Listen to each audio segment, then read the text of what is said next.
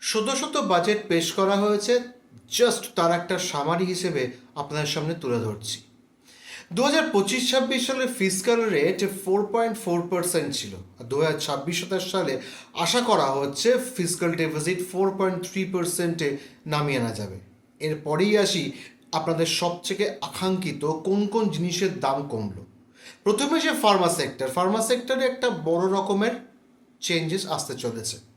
সারা বিশ্বের কাছে ভারত নিজেদেরকে বায়োফার্মা হাব হিসেবে তুলে ধরতে বদ্ধপরিকর। বিশেষ করে ক্যান্সার এবং বাকি যে অসুখগুলো দিন দিন বাড়ছে তার সঙ্গে মোকাবিলা করার জন্য একটা হাব বা একটা সেট আপ তৈরি করতে চাইছে ভারত সরকার। দাম কমবে ক্যান্সারের মতো 17টি ওষুধ এবং ব্লাড সুগারের যে ওষুধ সেগুলোর দাম কমবে।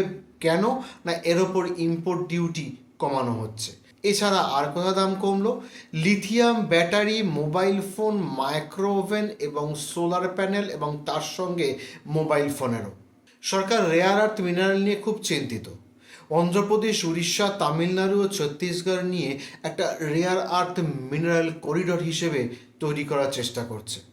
সরকার প্রচুর রেলপথ তৈরি করার চেষ্টা করছে, প্রচুর হাই স্পিড রেলপথ তৈরি করবে এবং রেল করিডোর করারও প্রচুর প্রস্তাবনা আছে। তার মধ্যে পশ্চিমবঙ্গের বেশ কিছু জায়গার সঙ্গে স্পেশাল কানেকশন তৈরি হবে, বেশ কিছু ট্রেনের সঙ্গে শিলিগুড়ির একটা কানেকশন তৈরি করছে। এবার আসি আমাদের বহু আকাঙ্ক্ষিত স্টক মার্কেটে। এনআরআই মানে যারা বাইরে থাকে তারা অনেক বেশি সুবিধা পাবে এবারে ইন্ডিয়ান স্টক মার্কেটে আরও বেশি করে ইনভেস্ট করার জন্য। ট্যাক্সের টাইমলাইন বাড়িয়ে 31শে জুলাই করা হলো। যারা বিদেশে ভ্রমণ ও বিদেশে পড়াশোনা করতে চায় তাদের টিসিএস কমিয়ে 5 থেকে 2%-এ আনা হলো। এবার আসি কোর স্টক মার্কেটে। কোনো কোম্পানি তার নিজের শেয়ার যদি বাইব্যাক করে তবে তাকেও সেই হাই ট্যাক্স ক্যাপিটাল গেইন হিসেবে দেখা হবে এবং তার সঙ্গে 22 থেকে 30% পর্যন্ত ট্যাক্স দিতে হবে।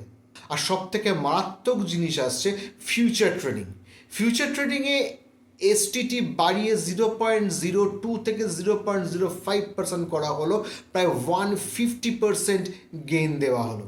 অপশন ট্রেডিংয়ে প্রায় 0.1% থেকে 0.15% করা হলো, মানে প্রায় 50% ট্যাক্স বাড়ানো হলো। সরকার বলছে আপনারা লং টার্মে ইনভেস্ট করুন, like mutual fund, like stock market. তার সঙ্গে তারা এলটিসিজির পরিমাণটাও কিন্তু ক্রমাগত বাড়িয়ে যাচ্ছে এবং বড় মাত্রায় ট্যাক্স চাপানো হচ্ছে ইনভেস্টারদের উপরে।